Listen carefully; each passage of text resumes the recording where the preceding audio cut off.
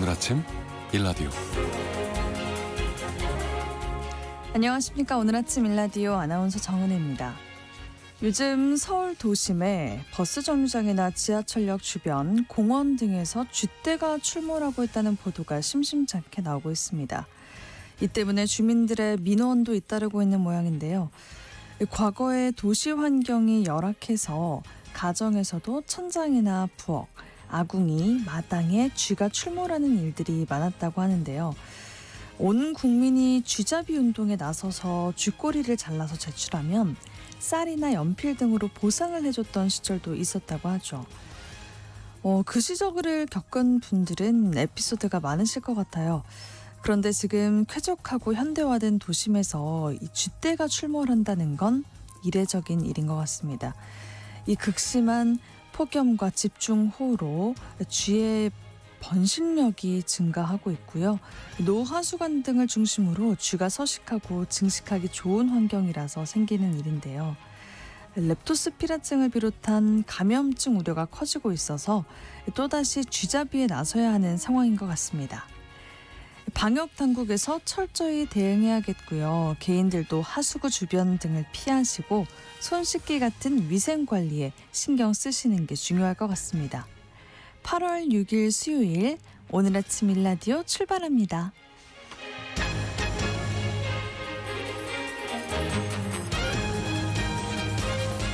오늘 아침 일라디오 이 시간은 물론 KBS 일라디오의 모든 프로그램은 유튜브 KBS 일라디오 공식 채널이나 모바일 콩 어플리케이션을 통해서 실시간으로 함께하실 수 있습니다. 네, 수요일 시간에는 농수산 뉴스 모아서 전해드리고요. 이제는 민생이다 시간에는 주거지원 정책과 정책 이용 편의성을 돕는 공공 마이데이터 활용에 대해서 알아보도록 하겠습니다.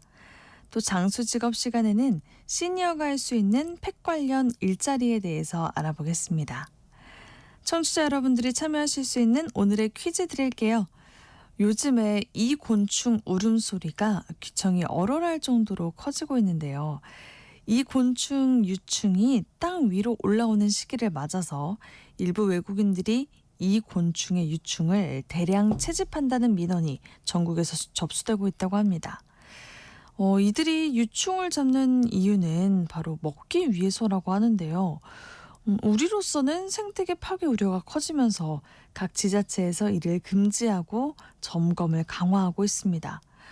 한창 울음소리가 커지고 있는 이 여름곤충 무엇일까요?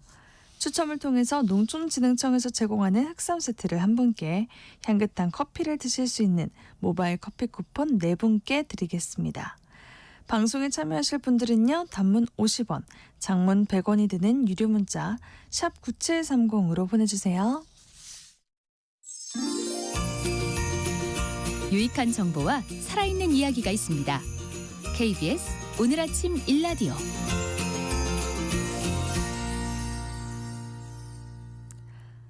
주요 농산물에 대한 선제적 수급 조절을 강화하기 위한 법안들이 국회 본회의를 통과했습니다. 농수산 뉴스에서는 그 자세한 내용 살펴보도록 하겠습니다. 농어민신문 이진우 기자와 전화 연결되어 있습니다. 안녕하세요. 네, 안녕하십니까? 네, 양곡법과 농안법 개정 법률안까지 모두 국회를 통과했다는 소식이 있죠? 그렇습니다. 국회 본회의에서 양곡관리법 일부 개정 법률안하고 농수산물 유통 및 가격 안정에 관한 법률, 이 개정 법률안이 여야 합의로 가결됐습니다. 이에 따라서 이전 정부에서 거부권이 행사됐던 재해보험법, 재해대책법, 그리고 이번에 양곡법과 농안법이 국회 본회의 문턱을 넘어서면서 이른바 농업사법이 모두 개정된 상황입니다. 네, 일단 개정 내용을 좀 살펴보도록 하겠습니다. 양곡관리법은 쌀에 대한 수급 균형을 맞추고 이게 과잉이 되면 이에 대해서 대책을 추진한다, 이런 내용인 것으로 알고 있는데 맞습니까? 그렇습니다. 양곡법 개정안은 정부가 쌀에 대한 생산 소비, 그러니까 수급 균형이죠. 수급 균형을 맞추기 위해서 우선 벼 재배 면적, 그리고 또 논 파작물 재배를 위한 목표 면적을 사전에 계획하는 것이 있고요. 그리고 또 그간 벼를 재배하는 것에 비해서 수익이 좀 낮다는 지적을 받아왔던 논타작물 재배에 대한 실효성 있는 충분한 지원을 추진하겠다, 이런 게 골자입니다.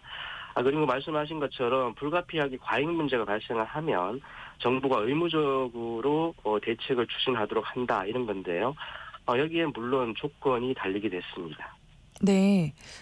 아무래도 예산 문제가 있을 테니까 그런 조건이 달렸을 텐데 어떤 조건이 달린 건가요? 일단 생산량이나 이제 가격 하락폭이 일정 기준을 초과할 경우에는 정부가 초과 생산분을 매입할 수 있도록 하긴 했는데요. 이런 상황이 발생하면은 생산자 단체가 3분의 1 이상 참여하는 양국수급관리위원회 여기에서 수급 상황에 맞는 대책을 심의를 하도록 하고요. 정부는 또 여기에 나오는 결과를 의무적으로 이 대책을 추진하도록 했습니다. 다만 정부의 사후 대책 발동 기준은 정부가 정한 범위 안에서 위원회가 결정하게 된다 이렇게 되어 있는데요.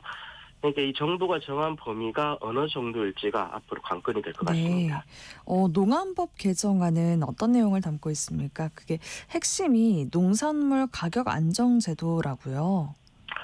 그렇습니다. 농안법 개정안은 정부와 지자체가 주요 농산물을 대상으로 선제적으로 수급 관리를 추진을 하고요. 그럼에도 불구하고 수급 문제가 발생할 경우에는 정부가 나서서 수매 등의 사후 조치를 하도록 이렇게 규정하고 있습니다. 그런데 이런 노력에도 불구하고 해당 연도의 농산물 평균 가격이 기준 가격 미만으로 하락할 경우에는 그 차액의 전부 또는 일부를 지급하도록 하는 농산물 가격 안정 제도를 신규로 도입하게 되는데요. 다만 이것도 대상 품목을 농산물 가격 안정 심의위원회에서 심의를 거쳐 확정하도록 하고 기준 가격도 생산 비용과 수급 사항을 고려해서 대통령령으로 정할 계획이라고 합니다. 네. 이야기를 들어보니까 이게 정부가 판단할 수 있는 영역이 많이 준 것 같다라는 생각도 드네요. 그렇습니다. 두 개 개정법 모두에서 보시면은 정부가 정한 범위 또는 정부가 정한 기준 가격 등에 이제 꼬리표가 달려 있는데요. 이에 따라서 실제 지원되는 금액이나 대상 품목 등이 달라질 수 있다는 점에서 말씀하신 것처럼 초기에 양곡법과 농안법 개정안이 논의됐을 때하고는 좀 달리 정부가 조정할 수 있는 영역의 범위가 좀 넓어졌다 이렇게 볼 수 있을 것 같습니다. 어쨌든 이번에 개정된 이들 두 개정 법률안은 유예 기간을 거쳐서 내년 8월에 시행될 예정인데요. 농식품부는 이에 대해서 관계부처 협의, 그리고 연구 영역 등을 진행을 해서 지원 수준과 시행 기준을 마련해 나가겠다 이런 입장을 밝혔습니다. 네, 다음 소식입니다. 지난 5월이었죠. 우리나라의 최대 닭고기 수입국인 브라질에서 고병원성 조류 인플루엔자가 발생했습니다. 이 때문에 국내 닭고기 수급에 큰 차질을 빚을 거라고 우려를 했는데 오히려 수입량이 늘었다고요. 그렇습니다. 이 구제 한국농촌경제연구원 FTA 이행지원센터가 상반기까지 집계한 농식품 수출입 동향 자료를 발표를 했습니다. 그런데 이 얘기에 따르면은 올 상반기 수입된 브라질산 닭고기 수입량 이게 9만 4천 톤 정도로 확인이 됐는데요. 이게 전년 동기 8만 5천 톤에 비해서 10% 넘게 증가한 것으로 집계가 된 겁니다. 브라질에서 고병원성 조류 인플루엔자가 발생하면서 동남아시아 등지로 수입선을 변경하겠다는 게 정부 발표이기도 했었는데 오히려 아시아산은 14,000톤으로 11.7% 감소했습니다. 네, 큰일 날 것처럼 이야기가 많았었는데 이게 별 문제가 없었던 상황이었네요. 그렇습니다. 이게 5월 15일 브라질의 한 종개장에서 고병원성 조류 인플루엔자가 발생을 하면서 일시적으로 수입이 중단이 됐지만 이게 지역 청정화를 거치면서 6월 10일부터 수입이 재개가 됐었고요. 또 우리 같은 날 18일에 브라질 정부가 고병원성 조류 인플루엔자에 대한 프리를 선언을 했고 이후 국제동물보건기구가 20일에 공식 인정을 하자 21일부터 수입은 다시 전면 재개가 됐습니다. 전체 닭고기 수입량 중에 80%가 넘는 비중을 브라질에서 가져오다 보니까 그런 우려가 좀 나오지 않았나 이렇게 싶은데요. 지금 상황을 놓고 본다면은 닭고기 가격 상승 때문에 치킨 가격이 오를 이유는 없어 보이는 상황입니다. 네, 마지막 소식입니다. 얼마 전에 제주 앞바다를 가득 채운 해파리로 인해서 전국이 떠들썩했습니다. 이 해파리가 전국 바다로 확산을 하고 있다고요? 그렇습니다. 이게 제주 앞바다에서 가득 채웠던 해파리, 이게 이름이 푸른 우산 관 해파리라고 하는데요. 네. 이게 7월 17일에 제주 해역에서 처음 관측이 됐습니다. 그런데 이후에 제주를 넘어서 전남, 경남, 그리고 부산, 경북 등지로 남해안과 동해안 가릴 것 없이 일대에서 계속 대량으로 출현하고 있고요. 이번 주말 경우에는 강원 연안까지 확산될 것으로 예상된다. 이렇게 국립수산과학원이 밝히면서 주의를 당부하고 나섰습니다. 네. 해안가로 휴가 중인 분들은 해파리에 쏘이는 일이 없도록 주의하시기 바랍니다. 농수산 뉴스 여기까지 듣겠습니다. 농어민신문 이진호 기자와 함께했습니다. 잘 들었습니다. 감사합니다.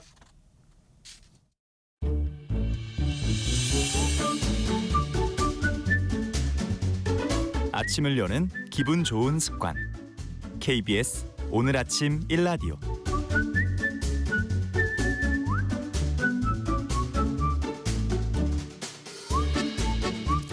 주거 문제로 고민하는 분들 많이 있으시죠? 원하는 집도 부족하고 주거비 부담도 많이 상승했는데 오늘 이제는 민생이다 시간에 이런 어려움을 덜어줄 지원 정책들은 뭐가 있을지 또 어떻게 활용할 수 있을지 살펴보도록 하겠습니다. 서민금융진흥원 전지용 팀장님과 함께합니다. 안녕하세요. 안녕하세요. 네, 상담을 하시면서 이 주거 문제와 관련된 어려움을 직접 많이 접하실 것 같아요. 현장에서 느끼시기에는 얼마나 심각한가요?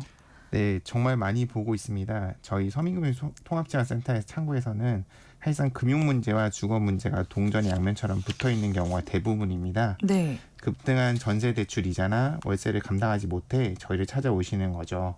월급의 절반이 월세로 나간다는 청년의 하소연, 그다음에 아이 학원비까지 줄여도 주거비 감당이 안 된다는 중장년층의 한숨을 매일 듣고 있습니다. 그렇군요. 이게 많이 심각한 것 같은데 이게 단순한 체감이 아니라면서요. 예, 맞습니다. 지금 통계로 보면 소득에서 임대료가 차지하는 비율이 수도권의 경우는 약 20%에 육박하고요. 특히 청년 1인 가구의 가구는 25%가 넘어섭니다. 예를 들어서 월급의 300만 원을 받으면 75만 원 이상의 이 주거비로 오롯이 쓰고 계신다. 네. 이런 상황을 어떻게 하면 해결할 수 있을까요? 그래서 저희도 지금 서민들의 금융 안정을 위해서 지금 정책 사활을 걸고 있는데요. 그래서 지금 저희 쪽에서는 이제 연계를 좀 정책적으로 사활을 걸고 있습니다. 그래서 오늘은 제가 종합적으로 정부의 주거 지원 정책을 전반적으로 상세히 설명드릴 예정입니다. 네, 좋습니다. 금융과 주거 정책까지 이렇게 동시에 설명을 해주시면은 청취자분들께서 많이 도움이 될 것 같아요, 팀장님. 네, 맞습니다. 그래서 지금 현재는 전세자금 지원을 좀 설명을 드리고 월세나 그다음에 임대주택도 설명을 드리겠습니다.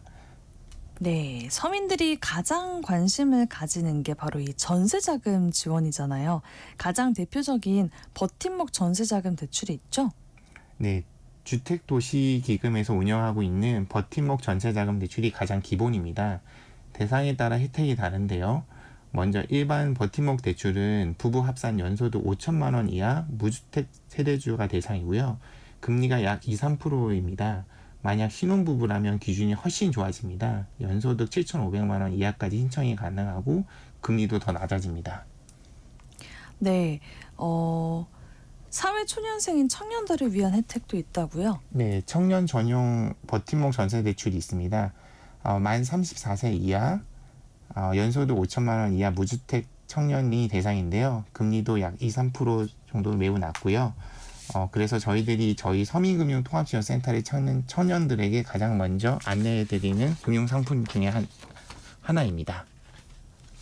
네, 그렇군요. 그런데 지금 정부가 고강도 대출 규제를 시행을 하고 있잖아요. 이제 전세자금 대출이나 정책 무기지도 총부채 원리금 상환 비율 DSR 규제를 적용할 가능성이 높아지고 있는 상황인데요. 앞으로 달라질 수 있다고 이렇게 봐야 할까요? 좀 많이 달라질 것 같습니다. 정부가 가계부채 관리로 전세 대출이 점점 어려워지고 있는 것은 현실입니다. 정부의 627 부동산 대책에서 버팀목 전세 대출 한도를 수도권은 3억 원에서 2.5억 원으로 줄였거든요. 네. 버팀목 대출을 알아보시는 분들은 빨리 알아보시는 게 좋을 것 같습니다. 네, 그렇군요. 전세와 관련해서 이 전세 사기 걱정이 좀 큽니다.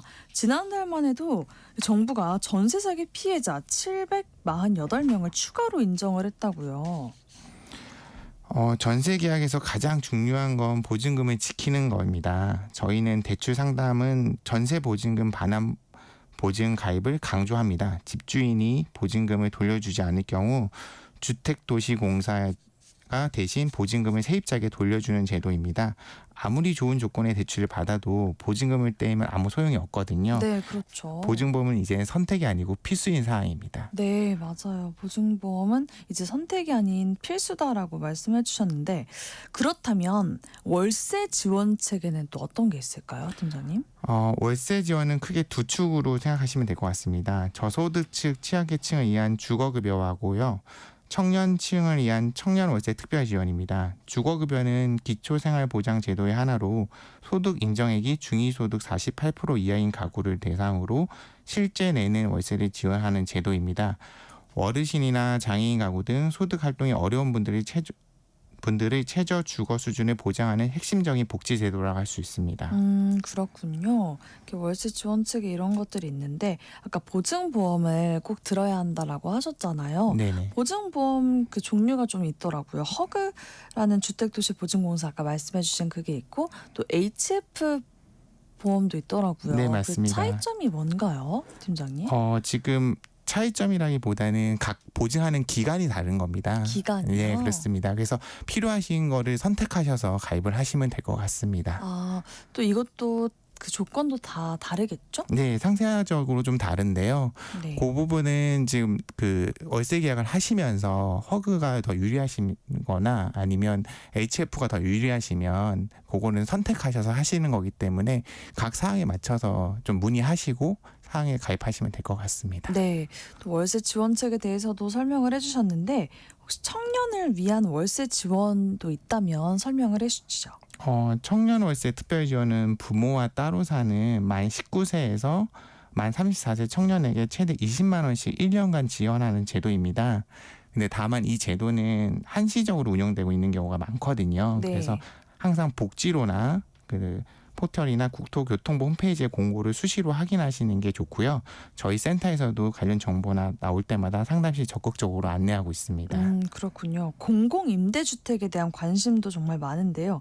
종류가 정말 많아서 복잡한 것 같은데 대표적으로 어떤 게 있습니까? 대표적으로 한 세 가지 말씀드릴게요. 네. 취약계층을 위한 영구임대주택, 그다음에 소득이 낮은 서민들을 위한 국민임대주택, 그다음에 청년 신혼부부를 위한 행복주택이 대표적이라고 할 수 있습니다. 그렇게 세 가지가 있는데 최근에는 또 새로운 방식도 많이 생겼다고 해요. 현장에서는 좀 반응이 좋은 것들이 매입 임대주택하고요, 전세 임대주택입니다. 네. 매입 임대주택 같은 경우에는 LH가 도심의 주택을 사서 저렴하게 임대하는 방식이고요. 그다음에 전세 임대주택은 내가 원하는 집을 직접 고르면 LH가 대신 전세 계약을 해주는 방식이라 주거 선택의 폭이 넓어 만족도가 높습니다. 그렇군요. 근데 공공임대주택 들어가면 좋다는 건 아는데요. 집이 좀 없잖아요. 예, 맞습니다. 많이 모자르거든요. 네. 그래서 일단 원하시는 주택이나 지역이 있는 곳에는 LH에다가 미리 예약이나 알림이 올 수 있도록 신청을 해놓으시고요. 그리고 가장 중요한 게 가점이 좀 중요합니다. 그래서 무주택 기간, 해당 지역 거주 기간, 청약통장 납입 등 점수가 지금 청약통장에 점수가 되거든요. 네. 그래서 당장 집을 살 계획이 없으시더라도 청약통장을 미리 만들어 놓고 납입하는 것을 조언드리고 있습니다. 일단은 집이 없더라도 청약통장을 만들어서 거기다 계속 납입을 해야 되겠군요. 네, 맞습니다. 네, 여기까지는 어느 정도 알고 있어도 어려움이 많다는 게 문제인데 서민금융을 이용하시는 분들의 경우에 주거에 대한 혜택이나 제도 연계 이런 혜택이 있나요? 네, 물론 있습니다. 정책 서민금융 이용자분들 중 연체 없이 6개월 이상 성실상한 분들에게는요, 한국주택금융공사에서 제공하는 특례 전세자금 보증을 이용하실 수 있습니다. 일반 저희 전세자금 보증 대비 취급 요건이 좀 완화되고요. 전세자금이 필요한 서민분들이 유용하게 이용할 수 있습니다. 기존에는 수기로 저희한테 성실상한 이용자 서류를 발급을 받으셔야 됐는데요. 이제는 은행에서 자격조회도 한 번에 하실 수 있고요. 또한 저희 서민금융통합지원센터나 이따 앱을 통해서 특례 전세 보증 자격 여부로 바로 확인 가능하십니다. 네, 그렇군요. 이렇게 좋은 제도가 많아도 정보 접근이 어려운 분들이 많고요. 또 내가 대상이 되는지, 또 어떻게 뭘 신청해야 하는지 직접 알아보고 서류를 떼는 과정이 복잡하고 어렵다라는 분들이 많은 것 같아요, 팀장님. 이거 어떻게 해결해야 될까요? 네, 진행자님 분께서 말씀해 주신 부분이 저희가 가장 큰 고민을 하고 있던 부분입니다. 아무리 좋은 정책이 있어도 국민들이 이용하기 어렵고 사용하기 어려우면 소용이 없으니까요. 맞아요. 그런데 저희가 8월 11일부터 이 모든 어려움을 한 번에 해결할 수 있도록 혁신적인 서비스가 본격적으로 시작될 예정입니다. 8월 11일이면은 이제 얼마 안 남았네요. 어떤 서비스인가요? 공공 마이 데이터를 통한 맞춤형 복합 지원 서비스입니다. 원래는 올해 4분기에 도입될 예정이었는데요. 금융위원회를 중심으로 관계기관들이 힘을 합쳐서 시기를 7월로 앞당겼고요. 다음 주부터 전국 서민금융통합지원센터에서 시행될 예정입니다. 이 서비스가 어떤 서비스인 거죠? 쉽게 말씀드리면요. 이제 신청인이 복합 지원을 받기 위해 각종 서류를 발급받거나 상담 직원들의 일일이 사항을 설명했었어야 되거든요. 네. 예전에는 본인의 소득, 재산, 채무 사항들을 증명하기 위한 저희 상담사가 고객의 주관적인 진술에 의존했거나 아니면 고객이 직접 여러 기관을 방문해서 서류를 발급을 해오셨는데 그렇게 되면 상담 시간도 30분 이상 걸렸었거든요. 하지만 이제는 고객이 동의만 해주신다면 저희가 공공기관에 있는 21종의 정보를 직접 받아 객관적인 데이터로 상황을 분석할 수 있게 됩니다. 네, 정말 편리해질 것 같은데 고객들 입장에서는 어떤 장점이 있을까요? 그렇습니다. 일단 상담 시간이 아까 전에 30분이라고 말씀드렸는데 한 네. 5분에서 10분으로 대폭 감소되고요. 무엇보다는 또 데이터를 기반으로 하기 때문에 정확성이 전과 비교할 수 없도록 높아지게 됩니다. 상담 직원이 고객에게 지원해드릴 수 있는 내용을 대해서는 신속 정확하게 알려드리게 되고요. 모르셨던 제도도 찾아드리게 됩니다. 네, 이 서비스가 실제 어려운 분들에게는 어떻게 적용될 수 있을지 혹시 사례를 들어서 설명해 주시겠어요? 저희가 자주 상담하는 40대 한부모 가정을 예로 들어보겠습니다. 네. 그분께서는 시간제 일로 두 자녀를 키우는데 전세 보증금을 올려달라는 집주인의 통보로 저희 센터를 방문하시게 됩니다. 그분께서 상담사 앞에서 공공마이 데이터를 통해 동의를 하셨고 단 몇 분 만에 상담사의 컴퓨터 화면에 분석 자료가 뜨게 되는데요. 네. 금융적으로는 소액 카드 빚이 있지만 꾸준한 소득이 있어 근로자 헬살론이 대안대출이 가능하다고 추천이 뜰 거고요. 소득 대비 주거비 부담이 크다고 나타나기 때문에 한부모 가정이라는 거가 또 인지돼서 LH 전세 임대주택이나 주거급여를 최적의 주거 정책으로 자동 추천이 되어지게 됩니다. 또한 본인이 전혀 알지 못했지만 자녀 나이와 가구 구성을 분석한 시스템이 한부모 가정 아동 양육비 지원 대상이라는 가능성이 있다라는 것을 알려주게 됩니다. 와, 이렇게 본인이 언급하지 않은 그런 지원 정책까지 시스템이 알아서 찾아주는 거네요. 바로 그겁니다. 지원 정책의 사각지대 해소되는 거죠. 어떻게 보면 이제는 센터에 어떤 상담사에게 상담을 받든 이 표준화 시스템을 통해서 누구나 양질의 서비스를 동일하게 받을 수 있다는 게 아주 중요할 것 같습니다. 네. 이제는 금융위원회와 서민금융진흥원이 공공마이 데이터를 통해 좀 더 편리하게 정부 정책을 안내드릴 수 있게 되었습니다. 네, 좋습니다.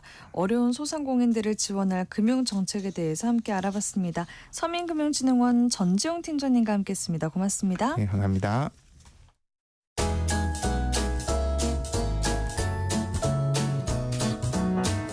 상쾌한 하루의 시작. KBS 오늘 아침 일라디오.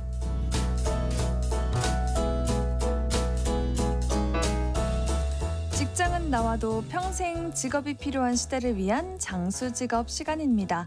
국민 3명 중에 1명꼴로 반려동물을 키우고 있다고 하는데요. 요즘 같은 휴가철에 반려동물을 맡길 곳을 찾는 보호자들이 많아지면서 펫시터에 대한 관심도 높아지고 있다고 합니다. 특히 시니어분들이 이 펫시터 일에 도전하기 좋은 기회라고 하는데 오늘 장수직업 시간에 펫 관련 일자리에 대해서 알아보도록 하겠습니다. 커리어 비전 최진희 대표님과 함께합니다. 안녕하세요. 네, 안녕하세요. 네, 요즘에 이렇게 펫 산업이 점점 커지고 있어서 여기서도 많은 일자리 기회들이 있을 것 같아요. 시니어분들이 눈여겨보면 좋다고요? 네. 예전에는 우리가 왜 강아지나 고양이를 그냥 집에서 키우는 동물이라고 이렇게 생각을 했었는데요. 네. 요즘은 반려가족이라는 말을 좀 더 많이 하는 것 같습니다. 맞아요. 그래서 이제 우리가 반려동물을 뜻하는 펫이라는 이 영어 단어와 우리 가족을 뜻하는 패밀리가 합쳐서 펫 패밀리라고 그러니까 펫팸족이라고 이렇게 표현을 합니다. 이제 펫팸족. 펫팸족 가족이라는 뜻이죠. 반려동물은 우리의 가족이다라는 뜻인데요. 이런 펫팸족 인구가 전체 인구의 30%가 넘는 시대가 왔다라고 합니다. 3명 중에 1명은 반려동물을 키우고 있다는 거죠. 네. 이제 반려동물은 단순한 동물이 아니라 우리 삶에서 소중한 가족이라고 생각을 해야 될 것 같습니다. 이런 1인 가구하고 고령화 시대에 맞물려서 이 반려동물을 자녀처럼 여기는 문화가 확산되고 있는데요. 이 1,300만 명? 이제 1,000만 명을 넘어서 1,300만 명의 시대가 온 겁니다. 어마어마한 산업이죠. 그러게요. 그래서 이 반려동물과 관련된 산업을 우리가 펫코노미라고 얘기합니다. 펫코노미. 예, 이코노미에서 앞에 펫을 해서 펫코노미라고 해서 펫코노미 산업이 성장을 하고 있습니다. 2027년도 내후년이죠. 2027년도에는 10조 원을 넘어설 것으로 예상이 되고 있고요. 2032년도에는 무려 21조 원의 규모로 성장할 것으로 예상되는 만큼 이 산업이 성장하니까 우리 시니어분들도 이 산업의 틈을 잘 눈여겨보시면 좋을 것 같습니다. 와, 정말 대단한데요. 그 펫 산업이 시니어분들에게 그럼 어떤 장점이 있을까요? 펫산업에서 시니어분들의 일자리를 좀 창출할 수 있을 것 같습니다. 네, 그렇겠네요. 네. 시니어분들이 그동안 가진 가장 큰 장점 중에 하나가 우리가 살아오면서 경험과 그리고 이제 나이가 들면서 시간이 많아졌거든요. 경험과 시간이라는 이 자산을 일자리로 연결을 시킬 수가 있을 것 같은데요. 오랫동안 동물을 좀 키워본 경험이 있으신 분들이라면 동물하고에 대한 이런 교감이 이미 형성이 돼 있기 때문에 동물을 잘 돌보는데 좀 더 강점이 있을 것 같습니다. 네. 반려동물 돌봄에 있어서도 우리가 가족을 돌본 경험이 있는 분들이 더 잘하시거든요.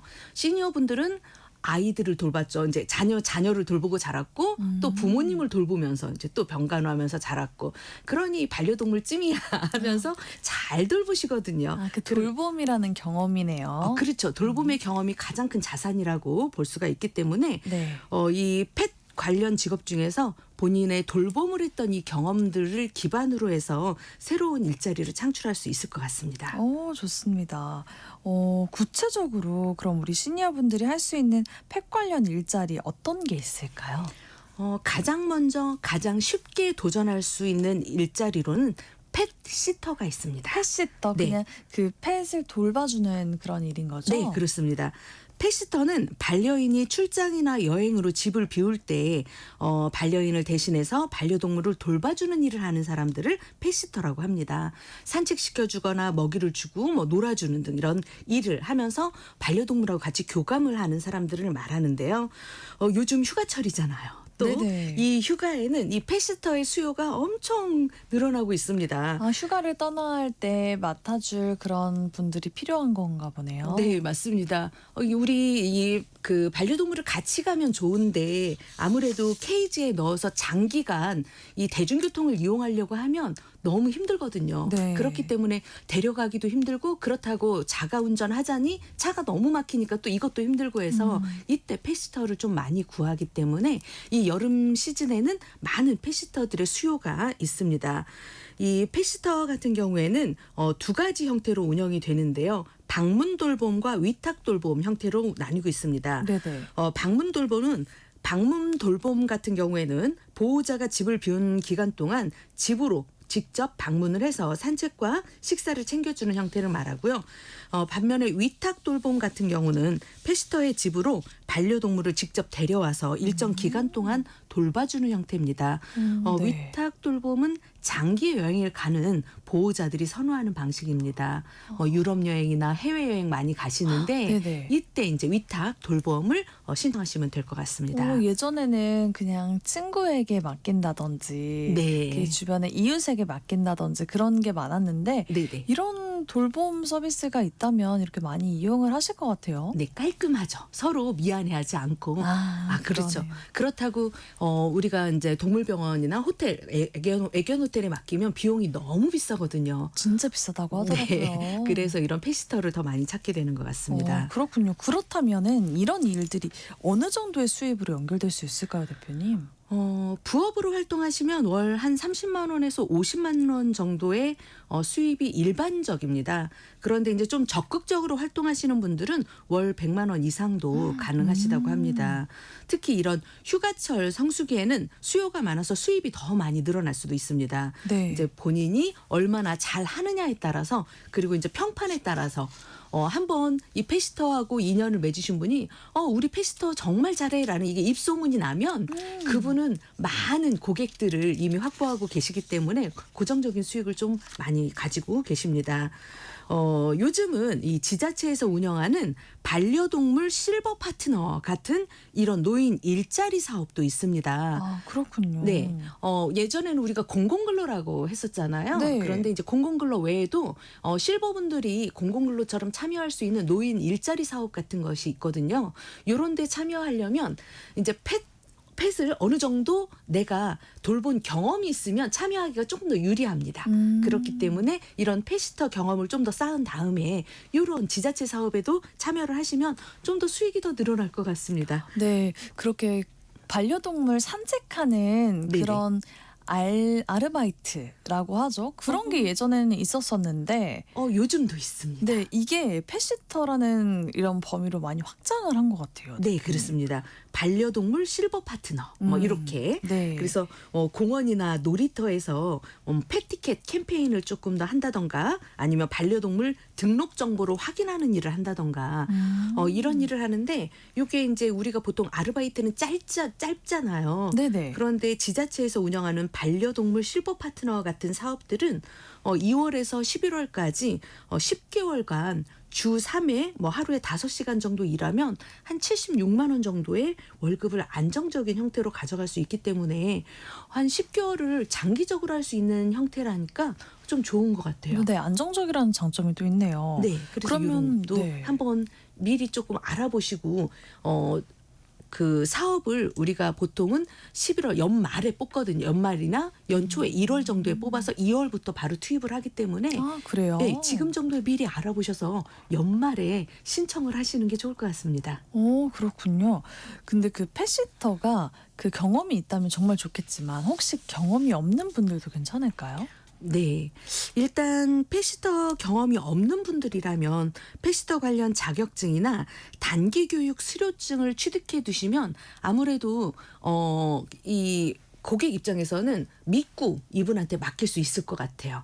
전혀 키워보지 않았다고 하시는 분들보다는 네. 펫시터 자격증은 국가공인 자격증이 아니라 민간 자격증입니다. 일반적으로 반려동물 관리사라던가 펫시터 1급이라는 명칭으로 발급이 되고 있는데요. 주로 직업능력연구원이나 한국교육과정평가협회 등에서 발급을 하고 있습니다. 교육 기간은 보통 1, 2주 내로 교육 시간은 20시간에서 20에서 40시간 정도의 교육 시간이 있고요. 동물 생리라던가 동물의 행동 그리고 안전 관리, 돌봄 실습을 위주로 수업이 진행이 되고 주로 온라인으로 수강이 된다는 이런 장점이 있습니다. 온라인으로 되면은 너무 편리하겠는데요? 네, 온라인으로 수업을 한 1, 2주 정도 듣고 이걸 빠르게 내가 수업을 듣는다고 하면 1주만 해도 이게 딸 수 있으니까 미리 좀 이 반려동물에 대한 이해를 하는 과정이기 때문에 자격을 따두시면 좋을 것 같고요. 다만 이 펫시터 관련 자격증은 대부분 민간 자격증이기 때문에 자격증 종류라던가 발급처를 좀 꼼꼼히 확인하는 것이 매우 중요합니다. 한국교육과정평가협의회에서는 패시터 1급 과정을 무료로 교육을 받으실 수가 있습니다. 또 이제 한국자격평생교육원에서도 반려동물 관리사 1급 자격 과정을 무료로 들으실 수가 있는데요. 이렇게 잘 찾아보면 무료 교육을 받으실 수 있는 교육 과정들이 많은데 네. 요즘 반려동물 관련해서 이제 패시터 관련해서 워낙 유행하다 보니까 유료 교육 과정들이 온라인에 많거든요.